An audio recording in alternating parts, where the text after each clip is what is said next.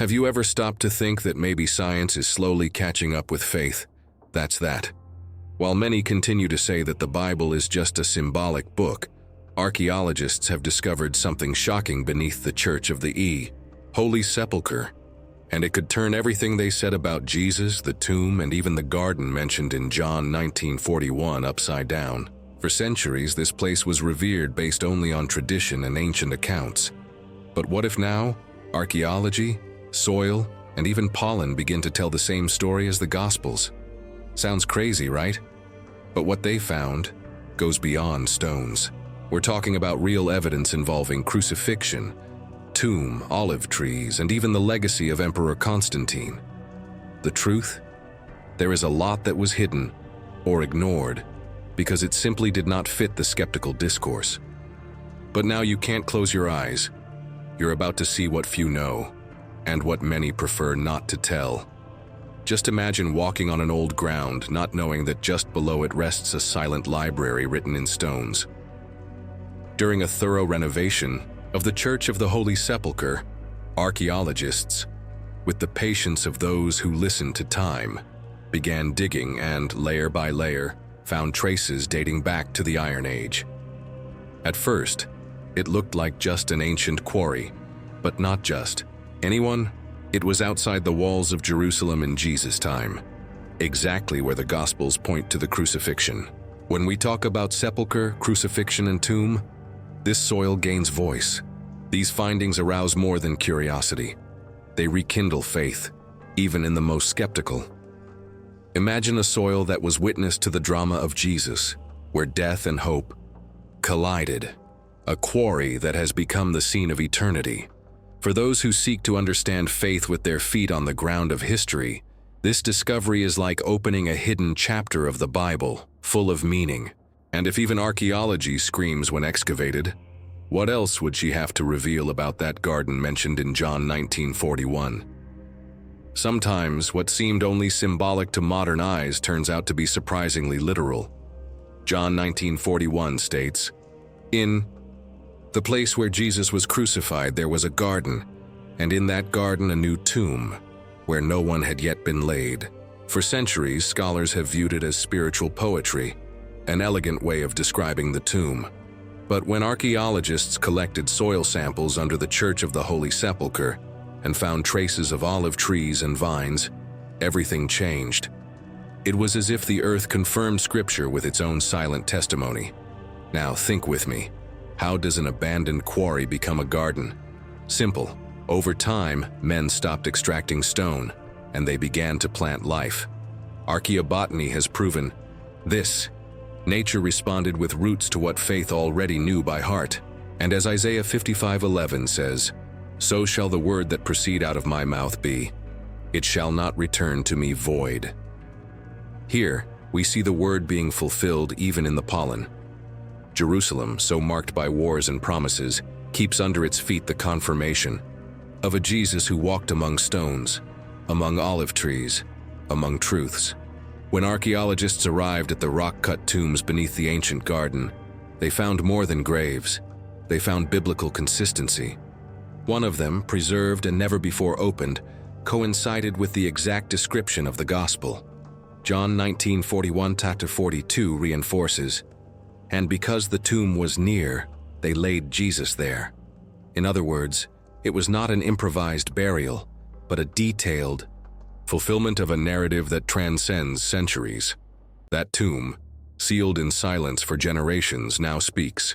This place, surrounded by olive trees, shows that the Christian faith was not planted in a vacuum, but in fertile soil.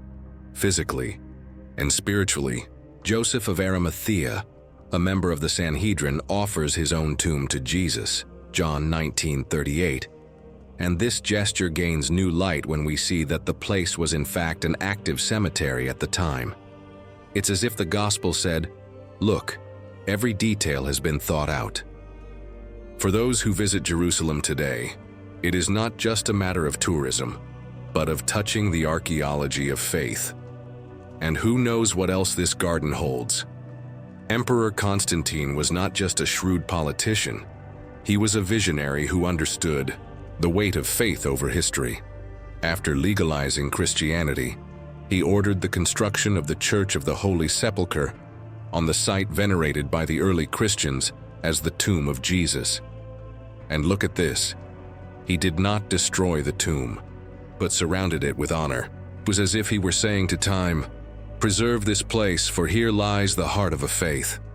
A gesture that would shape Jerusalem forever. This was no mere imperial whim. The very tomb mentioned in John 19:41-42 remained untouched under the rotunda, protected from the wars and empires to come. Archaeology confirms that that structure respects the sacred space. And among the olive trees that grew there, the memory of Jesus' crucifixion and tomb has never faded. When you step on this spot today, you step on centuries of devotion, on the bridge that unites politics, spirituality, and science. But science still had more to say. For a long time, skeptics relied on doubt as a shield. A garden? In an abandoned quarry, they said. But then science came with its microscopes and pollen exams and confirmed there was cultivation, yes, and it was not just any cultivation. Olive trees and vines, just as the Gospel of John 19:41 describes. Archaeology has not only confirmed the existence of the garden, but has also debunked the idea that the accounts were merely metaphors. The word was right, and the ground, once again, spoke. This shows something powerful. Faith and science are not enemies. They intersect, meet, complete each other. That garden became a laboratory of confirmation, as if creation itself said, "Yes, Jesus passed through here." And if even the pollen confirms Jesus' tomb, what else are we still ignoring for lack of excavation, physical and spiritual? Archaeology can be done with brush, but also with prayer and study. And this leads us to reflect on what memory preserves, even when the eyes no longer see. Imagine a place where dust tells. Stories and stones hold secrets that defy time. Jerusalem was invaded, plundered, rebuilt. And even so, the site of Jesus' tomb remained preserved in the memory of the faithful. There were no signs, no GPS, no Google Maps, just faith, which guided generations to that exact spot. As Deuteronomy 32:7 says, "Remember the days of old. Consider the years of many generations." Faith, when true, has its own GPS. It is the heart. And the most curious? Even without visible archaeological evidence for a long time, Christians never abandoned that garden.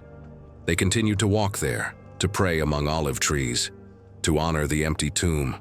The tradition, passed from mouth to mouth, has withstood empires and earthquakes.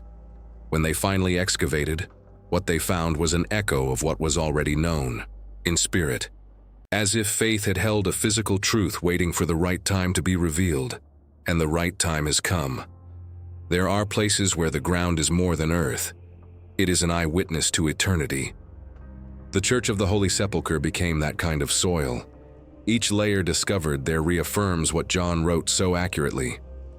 John 26:7 describes how Peter saw the cloths left in the tomb, a sign of a real, not symbolic resurrection. And now with the excavations, this same tomb reveals that no one had ever been placed there before. Coincidence? Not for those who know the details of a God who works with exactitude. The interesting thing is that it is not just a tourist spot or religious archaeology. This place unites science, history, faith, and geopolitics. Jerusalem, with its rebuilt walls, its centuries-old olive trees, and its pain engraved in every stone, remains the center of a living history. Faith and facts intertwine like deep roots in sacred soil. And perhaps most amazing of all is realizing that the test didn't come first. Faith came.